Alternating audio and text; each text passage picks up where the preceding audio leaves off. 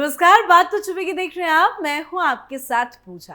आज लेकर आई हूं एक ऐसी बात जो बांग्लादेश में अंतरिम सरकार के प्रमुख मोहम्मद यूनुस को बड़ा चुभेगी, अमेरिका के भी दिल पे लगेगी, क्योंकि यूनुस का गेम ओवर होने वाला है और शेख हसीना का खेल शुरू होने वाला है। शेख हसीना बहुत जल्द बांग्लादेश लौटेगी।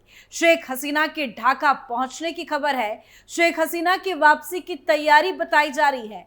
बांग्लादेश की सियासत में वाकई में जबरदस्त हलचल मची है। आर्मी चीफ और मोहम्मद यूनुस आमने सामने है। ऐसे में दो सवाल पूछे जा रहे हैं। पहला कि क्या बांग्लादेश में एक बार फिर तख्ता पलट होने वाला है, और दूसरा सवाल कि क्या शेख हसीना की वापसी की स्क्रिप्ट लिखी जा रही है। अंतरिम सरकार के प्रमुख सलाहकार प्रोफेसर मोहम्मद यूनुस और सेना प्रमुख जनरल वाकर उज जमान के बीच में तनातनी ने इस कहानी को और रोमांचक बना दिया है, और लगता तो यही है कि जनरल वॉकर हसीना को वापस लाने की कोशिश कर रहे हैं। सियासी हलकों में ये अटकलें जोरों पर है कि क्या हसीना का कमबैक मुमकिन है। तो आज बताऊंगी बांग्लादेश की सियासत से जुड़ी वो सारी बात जो मोहम्मद यूनुस को बड़ा चुभेगी। बांग्लादेश एक बार फिर सियासी उबाल पर है। इतिहास के चक्र ने एक बार फिर वो मोड़ ले लिया है जहां आम आवाम सड़कों पर है और सत्ता के गलियारों में बेचैनी की लहर दौड़ रही है। मोहम्मद यूनुस, जिनकी छवि एक समय में नोबेल पुरस्कार विजेता और गरीबों की मसीहा की थी, आज अंतरिम सरकार के मुखिया के तौर पर कटघरे में खड़े हैं। विरोध की लपटें अब उनके दामन को जला रही है। जो चेहरा कभी बदलाव और उम्मीद का प्रतीक माना गया था, वही चेहरा अब जनता की नजरों में दमन और धोखे का पर्याय बनता जा रहा है।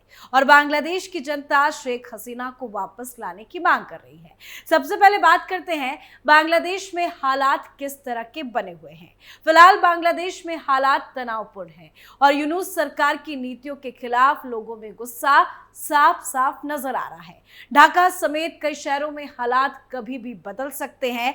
ऐसा इसलिए क्योंकि एक प्रमुख व्यापारिक समुदाय के नेता शौकत अजीज रसेल का कहना है कि देश में व्यापारियों को उसी तरह मारा जा रहा है जैसे 1971 के मुक्ति संग्राम में बुद्धिजीवियों को मारा गया था। रसेल ने अकाल जैसे हालात की चेतावनी देते हुए कहा कि लोग बेरोजगार हो रहे हैं। टीचरों ने भी सरकार के खिलाफ आंदोलन का ऐलान कर दिया है। पहले से ही तमाम विभागों के सरकारी कर्मचारी अंतरिम सरकार के खिलाफ सड़कों पर उतरे हैं। ऐसे में टीचर्स का विरोध भी भारी पड़ता नजर आ रहा है। सरकारी कामकाज से लेकर व्यापार तक बांग्लादेश में हर और हाहाकार वाली स्थिति नजर आ रही है। इस बीच स्कूलों में भी हालात तेजी से बदल रहे हैं। सरकारी शिक्षकों ने कह दिया है कि वो अपनी मांगों को लेकर अनिश्चित काल के लिए पूरे दिन काम से दूर रहेंगे। शिक्षा ऐसा क्षेत्र है जो बांग्लादेश की अंतरिम सरकार के लिए बड़ी समस्या का सबब बन सकता है। ये तो वो स्थिति है जो जमीनी तौर पर साफ नजर आ रही है। बांग्लादेश के अंदरूनी हालात कैसे हैं, इसका अंदाजा मोहम्मद यूनुस के बयान से भी बखूबी लगाया जा सकता है। यूनुस ने कहा है कि बांग्लादेश अभी युद्ध जैसी स्थिति से गुजर रहा है। ऐसे समय में यूनुस ने चुनाव को और आगे बढ़ाने की बात कह डाली है। उन्होंने कहा है कि चुनाव इस साल दिसंबर से अगले साल जून के बीच में कराए जाएंगे। इससे पहले यूनुस ने 25 दिसंबर तक चुनाव करवाने की बात कही थी, पर सेना का भी दबाव है। सेना बांग्लादेश में जल्द से जल्द चुनाव कराना चाहती है। अभी तक हमने आपको बांग्लादेश में कैसे हालात है इस बारे में बताया। अब आपको बताते हैं कि शेख हसीना का क्या कुछ मास्टर प्लान है। बांग्लादेश की राजनीति में शेख हसीना एक स्थिरता का प्रतीक रही है। पिछले 2 दशकों में उन्होंने जिस प्रकार से देश को आर्थिक रूप से मजबूत किया, आतंकवाद पर कठोर रुख अपनाया और क्षेत्रीय कूटनीति में बांग्लादेश की पहचान बनाई, वो बेमिसाल रहा। आज जब देश संकट में है, जनता को वही चेहरा याद आ रहा है जो उनके दुख सुख के साथ खड़ा था। ढाका से लेकर चटगांव तक, ग्रामीण बंगाल से लेकर शहरी इलाके तक, हर जगह एक ही स्वर निकल रहा है, हसीना को वापस लाओ। जनता को अब समझ आ चुका है कि नोबेल पुरस्कार और ग्रामीण बैंक मॉडल की चमक जितनी बाहर से दिखती है, हकीकत उससे कहीं अलग है। अब इसी बीच भारत में रह रही पूर्व प्रधानमंत्री शेख हसीना भी अंतरिम सरकार के खिलाफ खुलकर आवाज उठा रही है। उन्होंने यूनुस पर निशाना साधते हुए देश के नाम एक बयान जारी किया। शेख हसीना ने गंभीर आरोप लगाते हुए कहा कि देश को अमेरिका को बेच दिया गया है।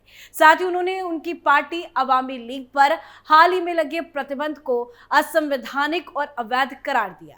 साथ ही पूर्व पीएम खालिदा जिया को सरकारी आतंकवादी करार दे दिया। शेख हसीना ने यह बयान अपने दल अवामी लीग के एक ऑफिशियल फेसबुक अकाउंट पर जारी कर एक ऑडियो संदेश के माध्यम से दिया। मतलब अब हसीना पूरी तरह से फ्रंट फुट पर खेल रही है, खुलकर मोहम्मद यूनुस के खिलाफ बोल रही है। हसीना ने यह भी आरोप लगाया कि मोहम्मद यूनुस ने चरमपंथी संगठनों की मदद से बांग्लादेश की सत्ता पर अवैध रूप से कब्जा किया।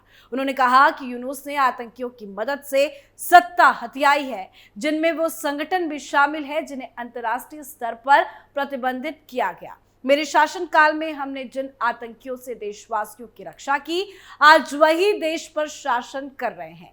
तो शेख हसीना जिस तरह से एक्टिव है, बयान जारी कर रही है, उससे तो लग रहा है कि वो पूरी तरह से वापसी की तैयारी में है और यूनुस भी समझ चुके हैं। इतिहास गवाह है, जब नेता जनता की आवाज को कुचलते हैं तो अंततः उन्हें भागना ही पड़ता है। पाकिस्तान में परवेज मुशर्रफ हो या अफगानिस्तान में अशरफ गनी, सभी को जनता के उभार का सामना करना पड़ा। यूनुस की हालत भी अब वैसी ही होती जा रही है। उनके लिए ढाका अब सुरक्षित नहीं रहा।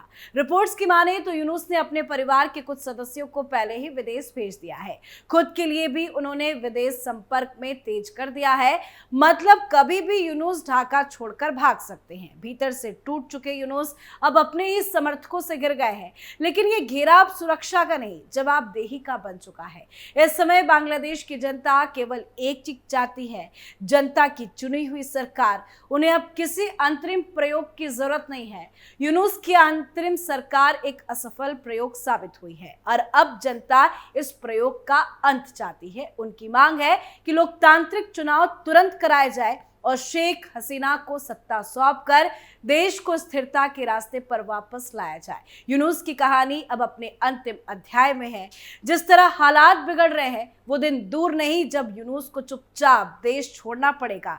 एक ऐसा व्यक्ति जो कभी परिवर्तन का प्रतीक था, आज भगोड़ा बनने की कगार पर है। और ये सब हुआ है जनता की जागरूकता और संघर्ष से, बिना किसी बाहरी हस्तक्षेप के, सिर्फ लोकतंत्र के प्रति आस्था के दम पर। अब वक्त है जब बांग्लादेश फिर से अपनी असली पहचान की ओर लौटे, एक ऐसा राष्ट्र जहां निर्णय जनता ले, ना कि अंतर्राष्ट्रीय एजेंडों से जुड़े लोग। शेख हसीना की वापसी केवल एक नेता की वापसी नहीं होगी, वो बांग्लादेश की आत्मा की वापसी होगी। एक बात और, मन में सवाल आना भी स्वाभाविक है कि अगर बांग्लादेश में सेना तख्ता पलट करती है तो यूनुस का क्या हाल होगा। अक्सर ही तख्ता पलट की स्थिति में सत्ता पर काबिज व्यक्ति को गिरफ्तार कर लिया जाता है। ऐसे में इस बात की संभावना से इनकार नहीं किया जा सकता कि मोहम्मद यूनुस को भी गिरफ्तार किया जा सकता है। हालांकि उन्हें शांतिपूर्ण तरीके से सत्ता छोड़कर देश में रहने या देश छोड़ने का विकल्प भी दिया जा सकता है। अब देखते हैं बांग्लादेश में क्या बदलाव होता है। तो आपकी क्या कुछ राय है, कमेंट करके लिखिएगा। देखते रहिए कैपिटल टीवी। नमस्कार।